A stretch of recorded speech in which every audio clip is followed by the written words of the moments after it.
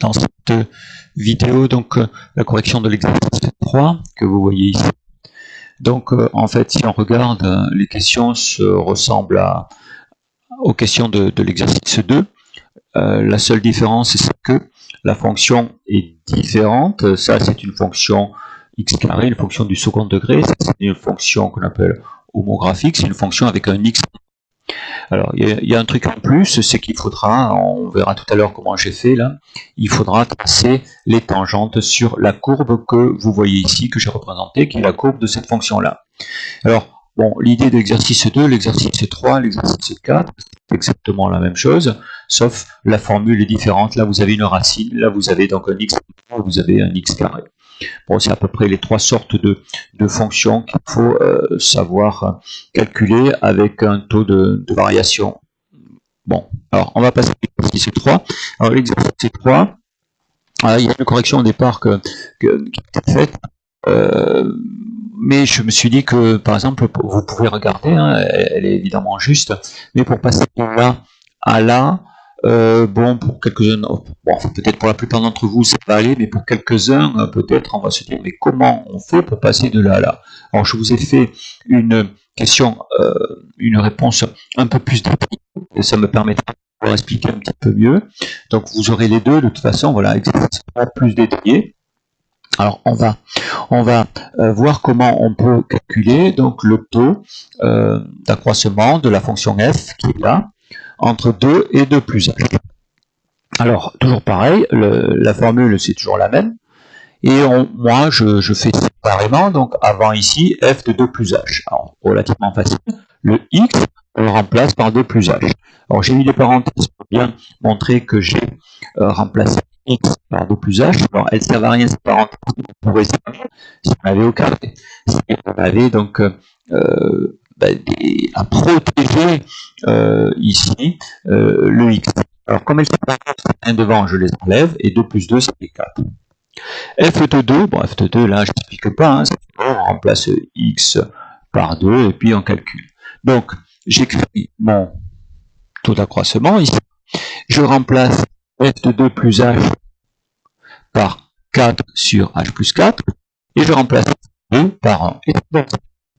Alors là, il y a un truc, alors on peut s'en sortir en laissant, mais sinon, sur h, hein, vous voyez, il y a une fraction sur une fraction.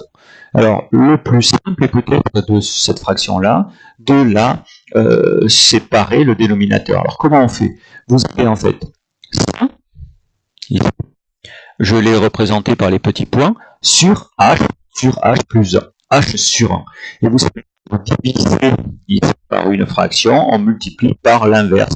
Donc en fait, je peux cette division par h sur 1, la remplacer par la multiplication 1 sur h. Ce qui me permet d'être un petit peu plus confortable, et ce qui est là, en fait, de ne pas le mettre sur un autre étage. Voilà. Alors sinon, vous pouvez faire un vous pouvez faire un grand trait et mettre h en dessous ici. Parce que le h, comme ça, je ne m'en occupe pas. Vous voyez, 1 sur h, 1 sur h, 1 sur h, 1 sur h. Ça, au point de vue du confort visuel, c'est quand même plus agréable. Alors, maintenant, qu'est-ce qu'on fait? Ben, on se dit que ça, on peut pouvoir l'additionner. Là, vous avez une fraction, et là, moins 1, on peut dire que c'est 1 sur 1.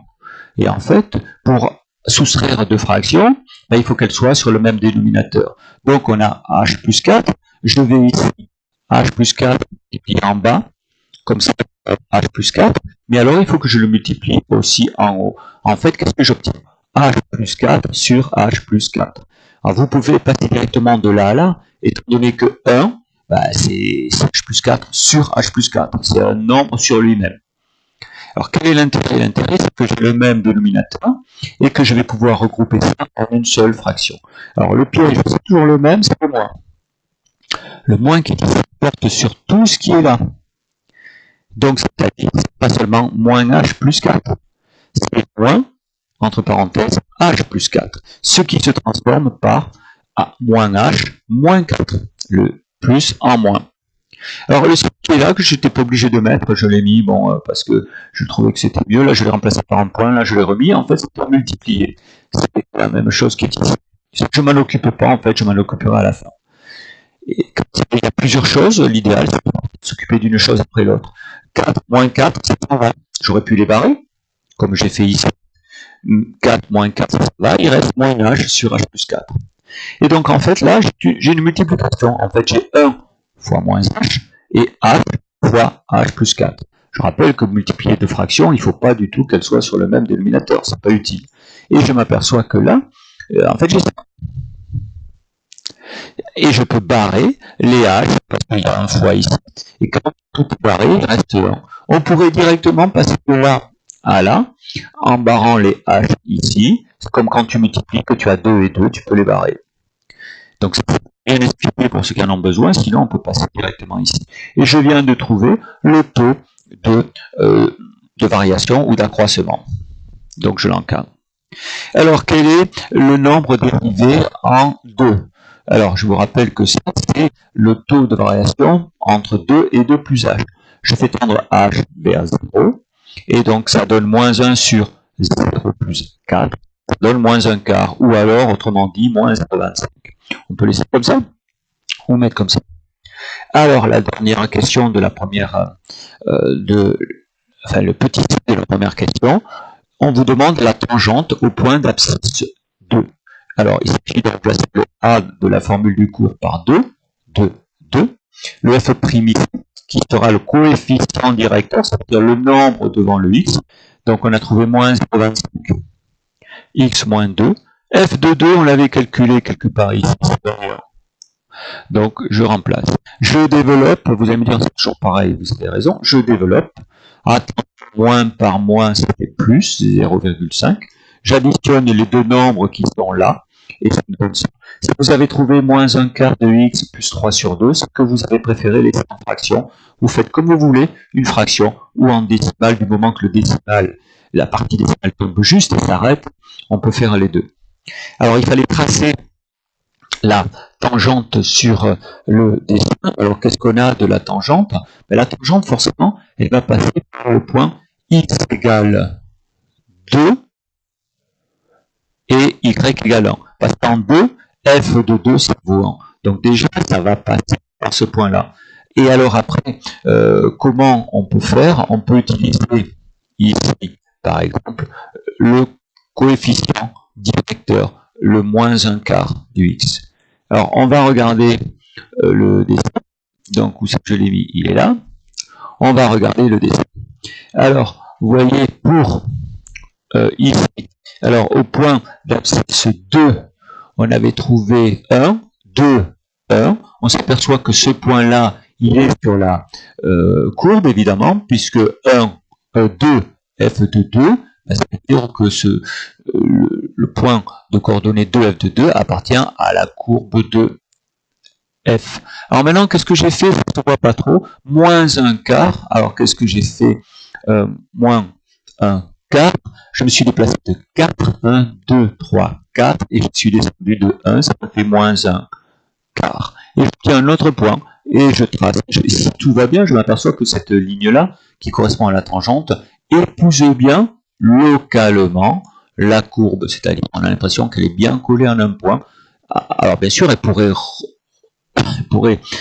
être 50 à la courbe un petit peu plus loin, c'est la courbe descendée. Mais localement, ici, on voit bien que ça épouse bien la forme, en fait, de la courbe. C'est pour la tangente. Près du point, on a l'impression que la courbe et la droite tangente sont collées. Alors, on va passer au 2. Alors, c'est pareil, mais avec 0, 0 plus h. Alors, pourquoi j'ai mis 2? Parce que si vous avez manqué le premier, peut-être qu'en regardant la réponse, vous pouvez peut-être essayer de faire le 2 avant de regarder la réponse. Alors, la réponse de la 2. On calcule f de 0 plus h, on remplace x par 0 plus h. J'ai pas mis cette fois les parenthèses, vous avez vu qu'elles ne servaient à rien puisqu'il n'y avait rien à protéger ici. Alors, 0 plus 2, ça fait 2, 4 sur h plus 2. f de 0, je remplace x par 0. Bon, ça fait 2. J'écris mon taux de variation ou d'accroissement toujours avec la même formule. Je remplace, alors, alerte, je remplace, ça c'est un sabotage, je remplace f de 0 plus h par 4 sur h plus 2. Je remplace f de 0 par 2. Mon sur h, je vous ai expliqué tout à l'heure que plutôt que de le traîner avec un étage, je le remplace par 1 sur h fois. Si vous n'avez pas bien compris, revoyez un peu en avant la vidéo où j'ai expliqué. Et là, h plus 2 moins 2. Et en fait, il faut que je mette sur le même dénominateur. Moins 2, c'est moins 2 sur 1. Je vais multiplier par h plus 2 pour avoir h plus 2 en bas. Mais alors, il faut aussi que je le fasse. Alors, j'obtiens cette chose-là. Parce que le 1 fois, ça peut s'appliquer en fait. Le 1 fois ne change rien. Je pourrais passer directement de là à là. C'était bien détaillé parce que en essayant de donner toutes les étapes, j'espère que tout le monde va arriver à comprendre. Alors, je mets sur le même dénominateur. Je regroupe en fait en une seule fraction, mais j'obtiens 4 moins 2, entre parenthèses, h plus 2. Je développe le moins 2, attention, pas le 2, le moins 2, et j'obtiens moins 2h moins 4. Et là, c'est toujours pareil, il y a la magie qui opère, le 4 moins 4, ça s'en va. Alors, le h, ici, je le simplifie avec là, j'ai sauté, vous voyez l'étape que je vous avais faite ici, qui en fait, c'est pas grand chose, que je vous avais dit qu'on pouvait éliminer. En fait, quand on a une multiplication de deux fractions, on peut simplifier ici, comme ça, comme ça. Alors, on obtient moins 2 sur h plus 2. Alors, petit p, le nombre dérivé en 0, on prend le taux de variation en 0, 0 plus h qu'on a calculé, on fait tendre h vers 0, moins 2 sur 0 plus 2, moins 2 sur 2, ça donne moins 1. L'équation de la tangente, c'est toujours la même formule, mais cette fois c'est 0, 0, 0. Alors on a un avantage par rapport à tout à l'heure, c'est que x moins 0, ça fait x.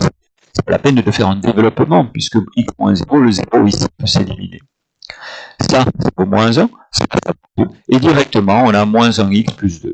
Le 1, c'est pas la peine, vous pouvez le laisser, mais bon, je l'enlève, moins x plus 2. Alors, voir la figure, cette tangente-là. Alors, il y a un point qui appartient à la tangente, évidemment, c'est le point 0, moins 1. Et je peux utiliser, comme tout à l'heure, le coefficient moins 1. Alors, qu'est-ce que c'est le coefficient moins 1? Moins 1, c'est moins 1 sur 1, c'est-à-dire on va se déplacer de 1, et on va descendre de 1. 1, moins 1. Ça va donner moins 1 sur 1. Allez, on va voir sur la courbe. Je mets le point, comme je vous ai dit, 0, 2. Je ne suis pas surpris, il appartient à la courbe. Ensuite, en partant de ce point, je me déplace de 1 et je descends de 1. Ça fait moins 1, puisque je descends moins 1 sur 1. Et ça fait... Alors, si vous ne pouvez pas, vous pouvez faire 2 sur 2. 2, enfin 2 et moins 2. 2 sur 2, ça fait 1. Si ça ne vous va pas, vous pouvez faire 3 et moins 3. Ça donnera de toute façon le même, pas le même point, mais la même droite. La même tangente. Et vous voyez que la tangente, elle épouse bien, ici, localement, la forme de la courbe. C'est ce qu'il faut retenir de la tangente. Alors, je vous ai dit, ça coupe en un seul point, localement, bien sûr, parce qu'après, ça peut retoucher, retraverser la courbe un petit peu plus loin. Mais c'est une notion, comme je vous ai expliqué en cours, locale, le nombre dérivé. C'est là. Voilà la correction de l'exercice.